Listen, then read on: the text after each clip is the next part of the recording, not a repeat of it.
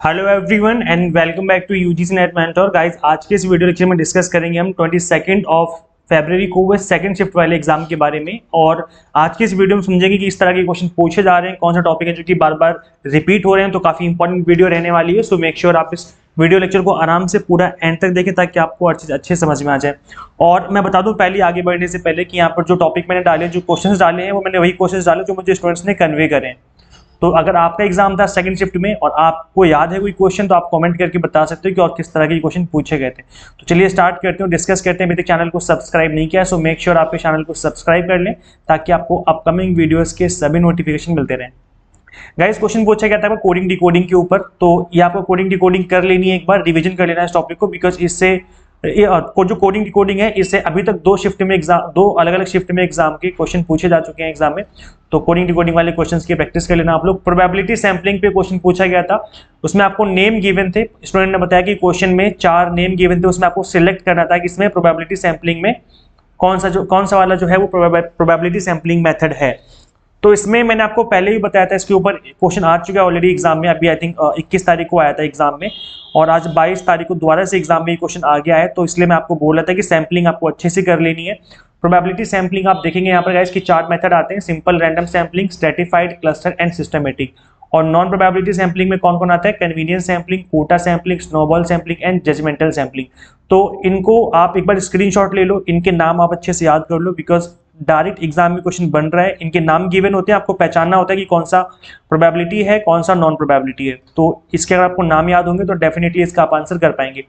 इसके अलावा गाइस, मैंने सैम्पलिंग के ऊपर एक कंप्लीट वीडियो लेक्चर लिया हुआ है, यूट्यूब पर ही लिया हुआ है। तो आप सिंपली सर्च करना यूजीसी नेट मेंटर, यूट्यूब पर सर्च करना यूजीसी नेट मेंटर करके, और आगे लिख देना सैम्पलिंग। ये लिख दोगे इस तरीके से तो वीडियो लेक्चर आ जाएगा। उसको अगर आप गो थ्रू कर लोगे तो आपके सैम्पलिंग के जितने भी मेथड है, सारे के सारे मेथड आपको इन डेप्थ समझ में आ जाएंगे।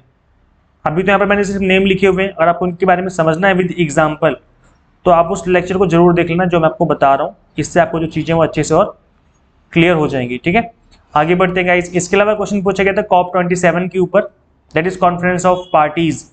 ये जो कॉन्फ्रेंस ऑफ यहाँ पर 2022 में अभी रिसेंटली COP27 हुई थी, United Nations climate change conference और conference of parties of the UNFCCC, more commonly refer to as COP27। ये कहाँ पे हुआ था? अभी 27th मीटिंग हुई है। ये COP27 का मतलब है 27th मीटिंग हुई है।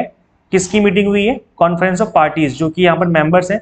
Climate change conference held from November 6 to 20 November, 6 November से 20 नवंबर तक जो ये मीटिंग हुई थी, कहाँ हुई थी? इजिप्ट में हुई थी। तो गाइज, ये क्वेश्चन जो है आपके एग्जाम में पूछा गया था, और आई होप आपको पता होगा बिकॉज मैंने COP27 के ऊपर वीडियो बनाया था। मैंने अपने यूट्यूब चैनल पे करंट अफेयर्स में कवर किया हुआ इन चीज़ों को, COP27 को भी मैंने कवर किया था। तो अगर आपने उन लेक्चर्स को फॉलो किया है तो आपको इसका आइडिया होगा। और करंट अफेयर्स के जितने भी इंपॉर्टेंट और टॉपिक है मैंने कवर कर रखे हैं ऑलरेडी यूट्यूब पर। अभी तक आपने नहीं देखा है तो आप सिंपली इस वीडियो के कमेंट सेक्शन को देखना, या फिर डिस्क्रिप्शन बॉक्स चेक करना, या फिर चैनल के प्लेलिस्ट सेक्शन में भी जाके देख सकते हो। करंट अफेयर्स की जो वीडियोज है वो आपको मिल जाएंगी। गाइस, क्वेश्चन पूछा गया था कि यूनेस्को ने वर्ल्ड हेरिटेज कौन सी यूनिवर्सिटी को बनाया 1980 में, डिक्लेयर कर दिया? तो सभी को पता है तक्षशिला यूनिवर्सिटी, काफी इंपॉर्टेंट रहा है ये हमेशा से ही। तक्षशिला और नालंदा, 2 यूनिवर्सिटी ऐसे हैं जिससे most of the time question बनता ही बनता है। तो ये जो टॉपिक है, जितने भी एंशियंट यूनिवर्सिटीज से रिलेटेड क्वेश्चन है उनको तो आप अच्छे से कवर कर लो। आई मीन जितने भी एंशियंट यूनिवर्सिटीज हैं सबको अच्छे से पढ़ लो, और अगर आप इनको पढ़ लोगे तो कोई भी क्वेश्चन बनेगा तो डेफिनेटली उसका आप आंसर कर पाओगे। एंशियंट यूनिवर्सिटीज के ऊपर मैंने आपको एक PDF अवेलेबल करवाई थी, उसको डाउनलोड कर सकते हो आप। एंड्रॉइड ऐप जो हमारी UGC NET mentor Android app है, इसको आप गूगल प्ले स्टोर से इंस्टॉल कर लीजिए। जैसे आप इसको इंस्टॉल करेंगे, आपको होम पेज पर ही स्टडी मटेरियल करके एक टैब दिखेगा। स्टडी मटेरियल पे जैसे आप क्लिक करोगे, वहाँ पे आपको एंशियंट यूनिवर्सिटी वाली PDF मिल जाएगी।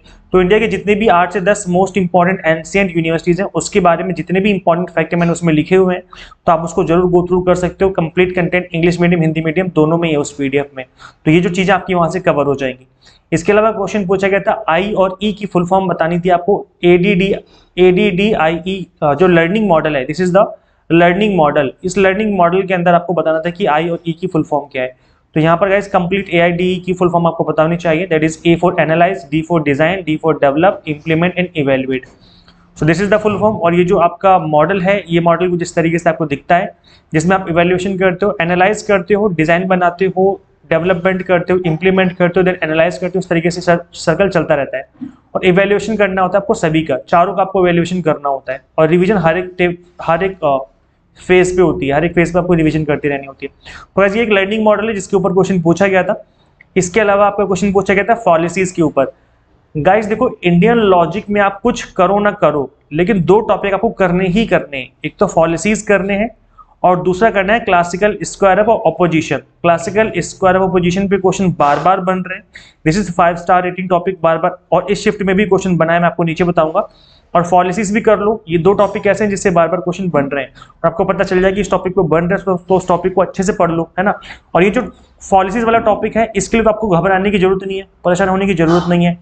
मैंने इस पॉलिसीज वाले टॉपिक को पार्ट 1 पार्ट 2 करके कवर किया हुआ है। इसमें मैंने आपको कुछ थ्योरी पढ़ाया हुआ है, इसमें भी थ्योरी करवाया हुआ है, प्लस कुछ एमसीक्यूज भी डिस्कस किए हुए हैं आपके साथ कि किस तरह के एमसीक्यूज पूछे जाते हैं।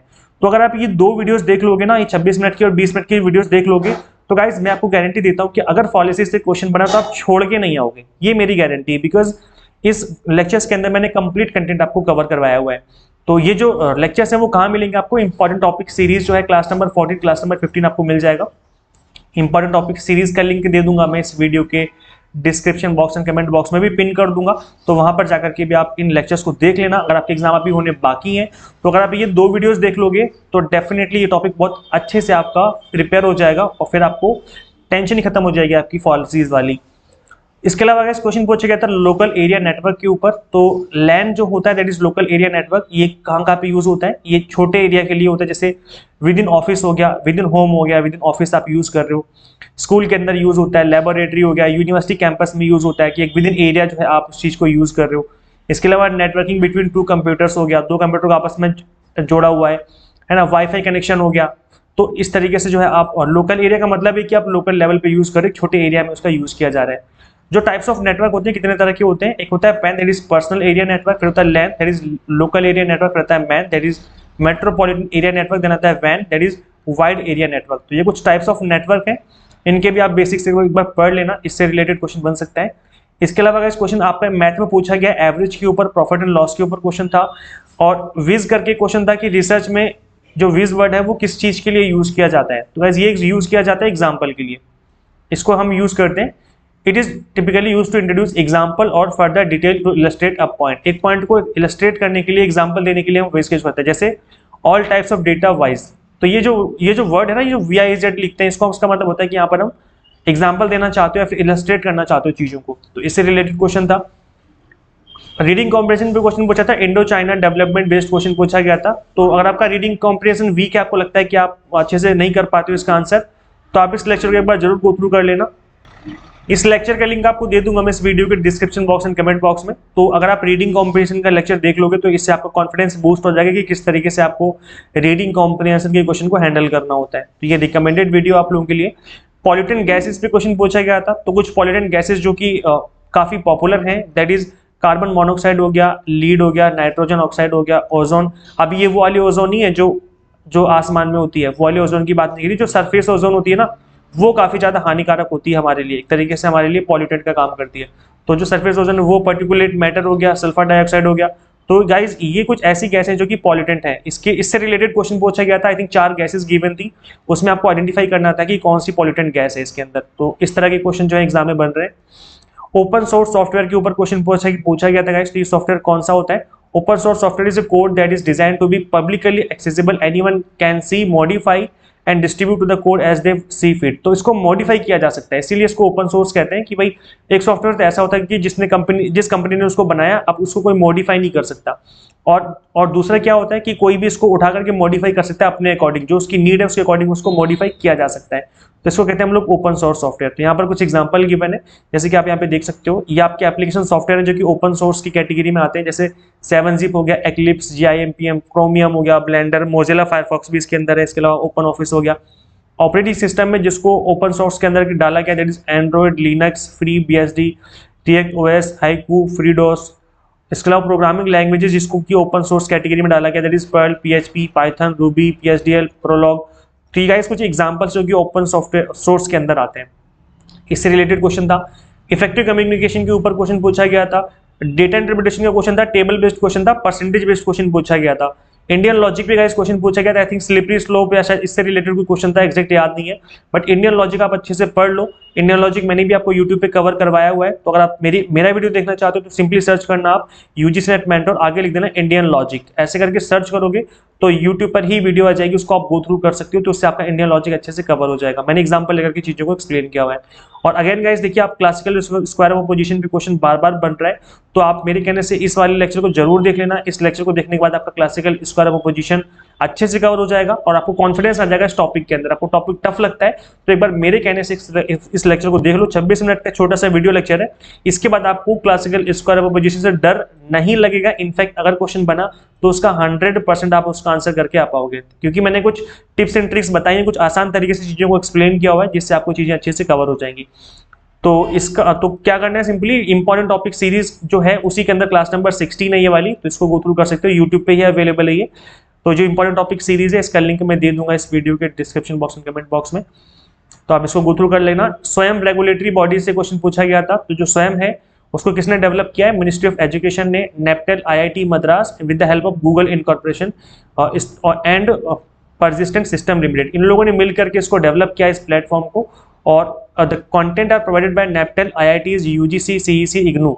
The INFLIBNET centre maintains the web portal, जो वेब पोर्टल है वो इन्फ्लिपनेट सेंटर इसको मेंटेन करता है। तो गाइस ये कुछ बेसिक्स हैं जो कि आपको स्वयं से याद रखने हैं। इसके अलावा इस क्वेश्चन पूछा गया था कि जो डीजल है वो पेट्रोल से बेटर क्यों है, इसका रीजन गिवन था। तो diesel are more fuel efficient than petrol engine and emit less CO2, कम CO2 निकलता है डीजल में, जबकि पेट्रोल में ज्यादा CO2 निकलता है, which makes them better for environment. तो इन्वायरमेंट कंपेयर, देखो ऐसा नहीं कि डीजल बहुत अच्छा है, लेकिन अगर पेट्रोल से कंपेयर किया जाए तो comparatively diesel better than petrol. तो यहाँ पर ये आपको बताना है कि कौन सा बेटर है कौन सा खराब है, क्योंकि कम CO2 निकालता है। Diesel produce considerably more torque pulling power than their petrol counterparts, which makes them good engine for towing or carrying heavy load। तो हैवी लोड जो है वो उठा लेता है डीजल वाले जो इंजन होते हैं। और इससे इसका गाइस बेस्ट एग्जांपल क्या है कि आप या सोच के देखो, जो पहले ट्रेन हुआ करती थी, जो अब इलेक्ट्रिसिटी वाली ट्रेन है, इलेक्ट्रिक ट्रेन से पहले जब ट्रेन के इंजन होता था उसमें डीजल डाला जाता था। आपको पता है कभी भी पेट्रोल नहीं डाला गया ट्रेन में, ट्रेन के इंजन में हमेशा डीजल डाला गया। और जो रोडवे चलती है ना, जो रोडवे चलती हैं रोडवेज, उसमें अभी पेट्रोल सीएनजी से पहले उसके अंदर भी डीजल डाला जाता था, पेट्रोल कभी नहीं डाला गया। क्यों? क्योंकि डीजल के अंदर ज्यादा पावर होती है, प्लस वो ज्यादा हैवी लोड जो है वो खींच सकता है, ये ऐसा फ्यूल होता है। तो इसके अंदर ज्यादा पावर होती है, प्लस कम CO2 उत्पन्न करता है, तो ज्यादा बेटर माना जाता है पेट्रोल के कंपैरिजन में। So diesel fuel is denser than petrol and contains about 15% more energy by volume. तो इसलिए गाइस डीजल का जो है एक ज्यादा अच्छा माना जाएगा पेट्रोल के कंपैरिजन में। समझ में आ गया गाइस? बाकी हिंदी में भी लिखा हुआ है, आप गो थ्रू कर सकते हो। गाइस आप लोग यार लेक्चर वीडियोस को शेयर नहीं करते, आप देख के चले जाते हो चुपचाप से। वीडियोस को शेयर कर दिया करो भाई, जो इतने भी आपके फ्रेंड्स जिनका एग्जाम अभी होना बाकी उनके साथ शेयर कर दो। एक काम ये कर दिया करो, आप शेयर कर दिया करो जरूर से जरूर, है ना। और गाइस देखो अभी एग्जाम में काफी कम टाइम बचा है आप लोगों का, तो ऐसे में आप क्विक रिविजन करने के लिए पेपर 1 के ऑल 10 यूनिट्स की कंप्लीटली फ्री वीडियोस लेक्चर आप फॉलो कर सकते हो। आप देखेंगे यहाँ पर इंपॉर्टेंट टॉपिक सीरीज करके मैंने एक सीरीज बनाई हुई है, जिसमें क्लास 1, 2, 3, 4 करके मैंने जिसका मैं ऊपर बताया था ना, क्लासिकल स्क्वायर ऑफ अपोजिशन करके और पॉलिसीज करके, है ना, वो सभी टॉपिक को मैंने इस सीरीज में कवर किया हुआ है। तो इस सीरीज का लिंक मैं दे दूंगा इस वीडियो के डिस्क्रिप्शन बॉक्स, कमेंट बॉक्स में। तो पेपर 1 के ऑल 10 यूनिट्स के जितने भी इंपॉर्टेंट टॉपिक हैं वो क्विक रिवीजन आपकी उनकी हो जाएगी। और अगर गाइस अगर आप कंप्लीट कोर्स ही करना चाहते हो, so completely exam targeted based course start कर सकते हो हमसे। आप इंस्टॉल करिए UGC NET mentor app from play store. Paper 1 commerce management and pol science की तैयारी आपकी अच्छे से यहाँ से हो जाएगी।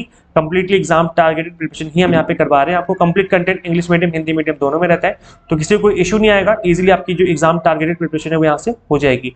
इसके अंदर मॉक टेस्ट होंगे, थियोरी लेक्चर्स होंगे, प्लस नोट्स भी इसके अंदर हमने आपको अवेलेबल करवाए हैं।